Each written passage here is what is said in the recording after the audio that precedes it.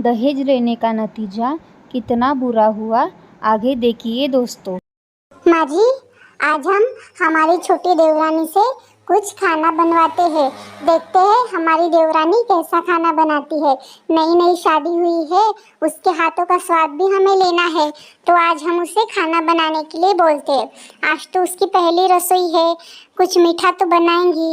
मैं उसे शीरा बनाने को बोलती हूँ, मीठा।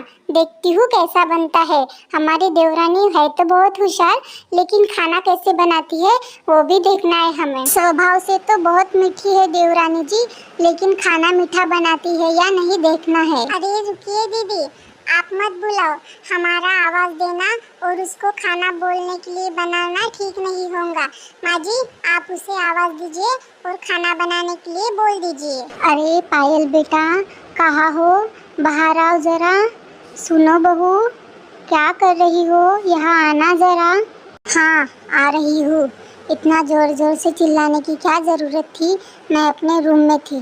और हाँ, मैंने आप लोगों की सारी बातें सुन ली है। आप लोग मुझे खाना बनाने के लिए बोल रहे हो, लेकिन मैं आपके घर की नौकरानी नहीं हूँ। इतना सारा दहेज लाई हूँ। और माँ जी, मैं यहाँ काम करने के लिए नहीं आई हूँ। मेरे पापा ने इतना सारा दहेज दिया है, तो मैं यहाँ एक भी काम नहीं करूँगी। आप छोटी दीदी बड़ी दीदी से काम करने के लिए बोल दीजिए। वरुण, ये सब क्या चल रहा है तुम्हारे घर में? तुम्हारी माँ और दो भाभियाँ मुझे किचन में पहली रसोई बनाने के लिए बोल रही है। मेरे पापा ने इतना सारा दहेज दिया है, मैं तुम्हारे घर में काम करूँ? मैं यहाँ की नौकरानी बनने के लिए नहीं आई हूँ। तुम्हारी माँ ने पहले भी बोला था कि जितना दहेज दोगे उतना ही हम तुम्हारी बेटी को अच्छे से देखेंगे और कभी भी एक भी काम करने के लिए नहीं लगाएंगे।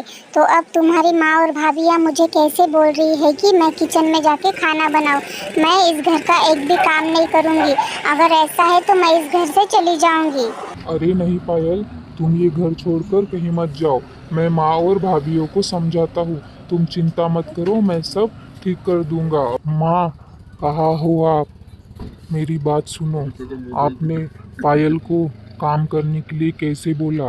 आपको समझ में नहीं आता क्या? आपने खुद पायल के पापा से इतना सारा दहेज मांगा और आपने बोला कि हम पायल को एक भी काम नहीं बताएंगे। अब पायल बोल रही है कि अगर तुम्हारी माँ ने मुझे काम बताया तो मैं ये घर छोड़कर चली जाऊंगी। तो आप पायल को कुछ मत बताना, वरना हम दोनों ये घर छोड़कर चले जाएंगे। ये सब आपकी लालच की वजह से हुआ है। मुझे माफ़ कर दो बेटा, मुझसे बहुत बड़ी गलती हो गई। मैंने लालच में आकर पायल के पापा से इतना सारा दहेज मांग लिया, लेकिन क्या करूं, हमारी घर की परिस्थिति सुधारने के लिए मैंने उनसे दहेज लिया था। लेकिन दहेज लेना बहुत बुरी बात है, ये अभी समझ में आ गया है मुझे। बड़ी बहू, छोटी बहू, तुम दोनों भी मुझे माफ़ कर दो। मैं बहुत गलत कर रही थी। तुम दोनों के माता पिता ने मुझे दहेज नहीं दिया था, इसीलिए मैं आज तक तुम दोनों को इतना परेशान करती रही। लेकिन मैंने बहुत बड़ी गलती की। मुझे समझना चाहिए था कि दहेज लेना बुरी बात है। इंसान अच्छा होना चाहिए, ना कि पैसों से उसे तोड़ना चाहिए। लेकिन मैं अंधी हो चुकी थी पैसों के लालच में। आज मेरे बेटे ने मेरी आंखें खोल दी। मुझे माफ़ कर देना। माँ जी, हम दोनों की शादी को इतने साल हो गए, लेकिन आज तक हम आपको कुछ नहीं बोल पाए, क्योंकि हम गरीब थे और हमारे माता पिता ने कुछ दिया नहीं था। लेकिन आज छोटी देवरानी को देख लो, उसके माता पिता इतने पैसे वाले हैं, उसने इतना सारा दहेज दिया, तो आज उसने आपके सामने आपकी बेइज्जती कर कर चली गई। देखो माँ जी, अमीर गरीब में कितना फर्क होता है। आप हम दोनों को जिंदगी भर दबाती आई है। हाँ माँ जी, अब तो आपको एहसास हो गया होगा कि आप कितनी बड़ी गलती कर रही थी। हमने कई बार आपको समझाने की कोशिश की कि माँ जी दहेज लेना बहुत बुरी बात है, लेकिन आपने हम दोनों को इतना भला बुरा कहा, हमारे माता पिता को बेइज्जत करती रही, लेकिन हमने एक शब्द नहीं बोला। और आज छोटी देवरानी देखो, आपके मुंह पे कितना भला बुरा बोल कर गई है। यही फर्क होता है माँ जी अमीर और गरीब में। हम गरीब लोग ही बहुत अच्छे होते हैं माँ जी। देख लो माँ, आपके दहेज की लालच की वजह से क्या हो गया है। आपके जैसे ही कुछ लोग होते हैं जो दहेज के पीछे पड़ते हैं और अपने लिए अमीर बहू ढूंढते हैं जिसके घर से हमें दहेज मिले। इसीलिए कई गरीब लोगों की ज़िंदगी खराब हुई है।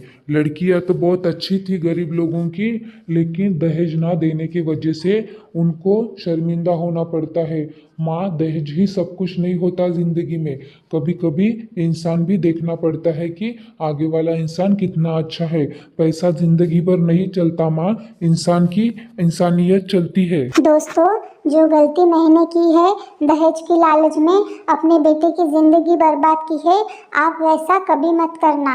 आप अच्छी लड़की देखना, अच्छा परिवार देखना, लेकिन दहेज के पीछे अपने लिए घमंडी बहू कभी मत लाना। मैंने तो अपने बेटे की जिंदगी खराब कर ली, लेकिन आपके पास अभी भी बहुत टाइम है। आप अपने बेटे या बेटी की जिंदगी अच्छी बना सकते हो।